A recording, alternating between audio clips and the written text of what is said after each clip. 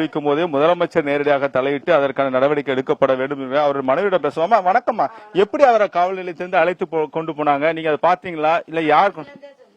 ஆமா சார், வியாழக்கிழமை கூட்டிட்டு போனாங்க சார். 5 புயல பாக்கெட் இருக்கு அப்படின்னு சொல்லிட்டு வியாழக்கிழமை கூட்டு போனாங்க சார். கூட்டு போய் ஜாமீன் கையெழுத்து நான் தான் சார் போனேன். நான் போய் ஜாமீன் கையெழுத்து போட்டு கூட்டிட்டு வந்துட்டேன் சார். கூட்டிட்டு வந்ததுக்கு அப்புறம் மதியானம் வீட்டுக்கு வந்தாச்சு. நாங்க 2 பேருமே வீட்டுக்கு வந்தாச்சு சார். வீட்டுக்கு வச்சுட்டு அவங்க செல்ல ஸ்டேஷன்ல வாங்கி வச்சுட்டாங்க. வீட்டுக்கு வந்ததுக்கு அப்புறம் போன் அடிச்சு ரைட்டர் அந்த தெற்கு தாமரக்குளம் ஸ்டேஷன்ல உள்ள ரைட்டர் போன் அடிச்சு எனக்கு போனுக்கு தான் அடிச்சாரு. அடிச்சு சபரி உன் செல்லு இருக்குப்பா வந்து வாங்கிட்டு போ அப்படின்னு சொல்லி சொன்னார் சார். சரி அப்படின்னு சொல்லிட்டு இவரும் கிளம்பி போனார். செல்லு தானே, நான் போய் வாங்கிட்டு வரேன் அப்படின்னு சொல்லிட்டு போனார் சார். போனவர் திரும்ப வரவே இல்லை சார். அப்புறம் 7 மணிக்கு சொல்றாரு சார் ரிமாண்டு அப்படின்னு சொல்லிட்டு.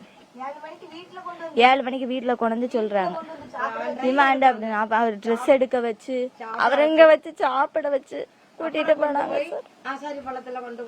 கூட்டிட்டு போய் ஆசாரிப்பள்ளம் ஆஸ்பத்திரியில போய் டெஸ்ட் பண்ணணும்பா அப்படின்னு சொல்லிட்டு சொன்னாங்க. நாங்க பின்னாடியே லாயரை கூட்டிட்டு அவங்க அந்த அண்ணன் எங்க அண்ணனும் அட்வொகேட்டையும் கூட்டிட்டு போனோம்.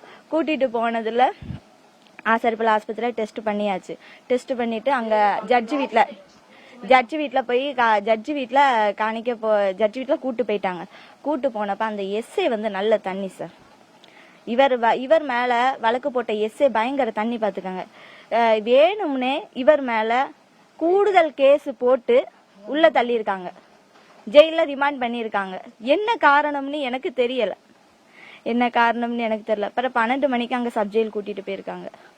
கூட்டு போயிட்டு அப்புறம் மறுநாள் நானும் அண்ணியும் போய் அப்ப அட்வொகேட்டு எங்க அண்ணன் எல்லாரும் போய் பார்த்துட்டு வந்தோம். மனுஷன் நல்லா தான் சார் இருந்தாரு.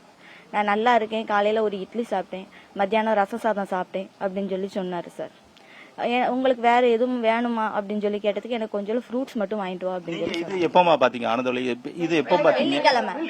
வெள்ளிக்கிழமை அன்னைக்கு மத்தியானம் 2 மணிக்கு போய் பார்த்தோம் சார். ஃப்ரூட்ஸ் வாங்கிட்டு வா அப்படின்னு சொல்லி சொன்னாங்க. சரின்னு சொல்லி ஃப்ரூட்ஸும் வாங்கி கொடுத்துட்டு கவலைப்படாம இருங்க, திங்கக்கிழமை எப்படியாவது உங்களை வெளியில கொண்டு வந்துருவோம் அப்படின்னு சொல்லிட்டு தான் சார் வந்தோம். வந்ததுல சனி ஞாயிறு இந்த 2 சனி ஞாயிறும் கோர்ட்ல போய் பார்க்க போக முடியாது இல்லையா, ஜெயில போய் அவரை போய் பார்க்க போக முடியாது இல்லையா. இந்த 2 நாள்ல ஏதோ நடந்துச்சு சார். சனிக்கிழமை கொண்டு ஒரு போலீஸ்காரர் கொண்டு அவரோட இடுப்புல உள்ள கொடியை கொண்டு கொடுக்காரு. மறுநாள் ஞாயிற்றுக்கிழமை அவர் காதுல ஒரு கடுக்கன் போட்டிருந்தாரு, அதை கொண்டு கொடுக்காங்க. அதை கொடுக்கறது எந்த இடம் சார்? வீட்லயே கொண்டு கொடுக்கணும். அப்ப நாங்க சப்ஜெயில போய் பார்க்க போனப்ப நானும் அவங்க அண்ணியும் தானே போய் பார்க்க போனோம். அப்ப அவங்க அங்கேயே வச்சு அந்த கொடியும் அந்த கடுக்கனும் கொடுத்துருக்கலாம் இல்லையா, ஏன் அப்ப கொடுக்கல? அப்ப இவரு கொன்னு போட்டா கேக்குறதுக்கு ஆள் இல்ல அப்படின்னு சொல்லி தானே சார் இந்த பிளான் பண்ணி இவரை வேணும்னே சித்திரவதை பண்ணி டார்ச்சர் பண்ணி கொண்டு இருக்காங்க. இதுக்கு முழுக்க காரணம்லாம் தெற்கு தாமரக்குளம் போலீஸ் ஸ்டேஷன்ல உள்ளவங்க தான். அவங்க மீதும் நடவடிக்கை எடுக்கணும் சொல்றீங்க, குறிப்பாக பொய் வழக்கு போட்ட போலீசார் மீது நடவடிக்கை எடுக்கப்படணும். கண்டிப்பா அவங்க மேலையும் நடவடிக்கை எடுக்கணும்.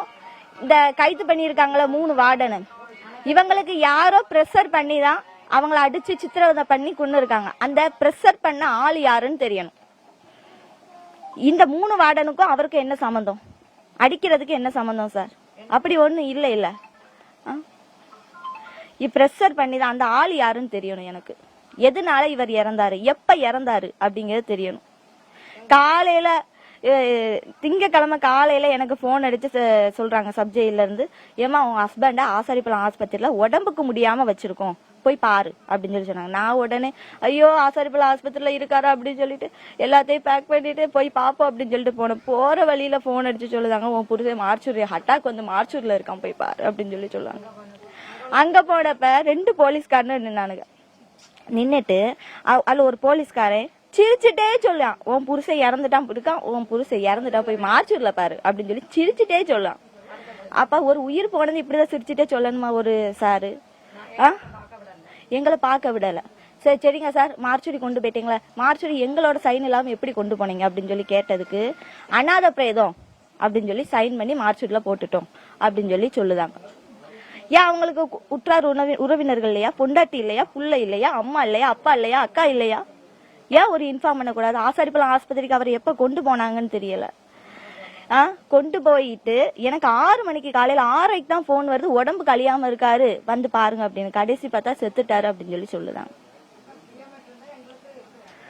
இப்ப என்ன சார் நான் பண்ணுவேன்? மாவட்ட ஆட்சித்தலைவர் உங்களை நேரடியாக அழைச்சிருக்காரு, நீங்க மாவட்ட ஆட்சித்தலைவர் அலுவலகத்துக்கு போவீங்க, அவர் இங்க வந்து உங்கள்கிட்ட பேச்சுவார்த்தை நடத்தும், அது எப்படிமா முடிவு பண்ணிருக்கீங்க? அவர் இங்க வந்து பேச்சுவார்த்தை நடத்தணும் சார். மாவட்ட ஆட்சித்தலைவர் இங்க வந்து பேச்சுவார்த்தை நடத்தணும். சிஎம் விஜய் சாரும் இதுக்கு ஏதாவது நிவாரண உதவி பண்ணணும். எனக்கு 4 வயசுல ஒரு பையன் இருக்கான், எனக்கு ஒரு கவர்மெண்ட் ஜாப் ரெடி பண்ணி கொடுக்கணும். வயசான என் மாமனார் மாமியார் இருக்காங்க, மாமனார் ஸ்ட்ரோக் வந்து படுக்க, மாமியாருக்கு சுகர் வந்து கிடக்காங்க.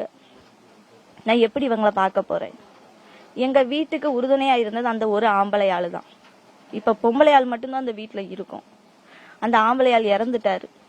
இந்த குடும்பத்தோட ஆணி வேற இறந்துட்டாரு, அடிச்சு கொன்னுட்டாங்க. எங்களுக்கு வேற வழி போக்கணும் தெரியல. அடுத்த வேளை சாப்பாடுக்குள்ள கஷ்டப்பட்டுட்டு இருக்கோம். என் பிள்ளைக்கு படிப்பு செலவுக்கு என்ன சார் செய்வேன்? எனக்கு நிவாரண உதவி வேணும், என் பிள்ளைக்கு நிவாரண உதவி வேணும், எனக்கு கவர்மெண்ட் வேலை வேணும். எனக்கு அரசியல் கட்சியில வந்து கிட்டத்தட்ட பாரதிய ஜனதா கட்சியில 3 கோடி ரூபாயும் உங்களுக்கு அரசு விலையும் சொல்றாங்க, அதிமுக கட்சியில 1 கோடி ரூபாயும் அரசு விலை சொல்றாங்க. நீங்க என்ன டிமாண்ட் பண்றீங்க அரசுக்கு? இல்ல தமிழக முதலமைச்சருக்கு என்னமா நீங்க உங்க கோரிக்கை வைக்கீங்க? தமிழக முதலமைச்சருக்கு வந்து நான் வைக்கிற கோரிக்கை என்னன்னா, முதல்ல என் புருஷன் எப்படி இறந்தாரு அப்படிங்கறது எனக்கு தெரியணும். எனக்கு கோரிக்கை அதுதான். ஆமா, வெளிப்படையான தன்மையோட என் புருஷன் எப்படி இறந்தாருன்னு தெரியணும், எதுக்காக அவரை டார்ச்சர் பண்ணி கொண்டாங்கன்னு தெரியணும், எதுக்காக இப்படி பெரிய கேஸா போட்டாங்கன்னு தெரியணும். இது எல்லாத்துக்குமே எனக்கு விட தெரியும். அதுதான் என்னோட கோரிக்கை. 2வது கோரிக்கை, எனக்கு நிரந்தரமான ஒரு வேலை வேணும். இந்த அரசாங்கத்திட்ட இருந்து எனக்கு நிரந்தரமான வேலை வேணும். 3வது கோரிக்கை, எனக்கு என் பிள்ளைக்கு நிதி உதவி வேணும். என் பிள்ளைக்கு நிதி உதவி வேணும். இது மட்டும் அந்த கவர்மெண்ட் செய்யும்.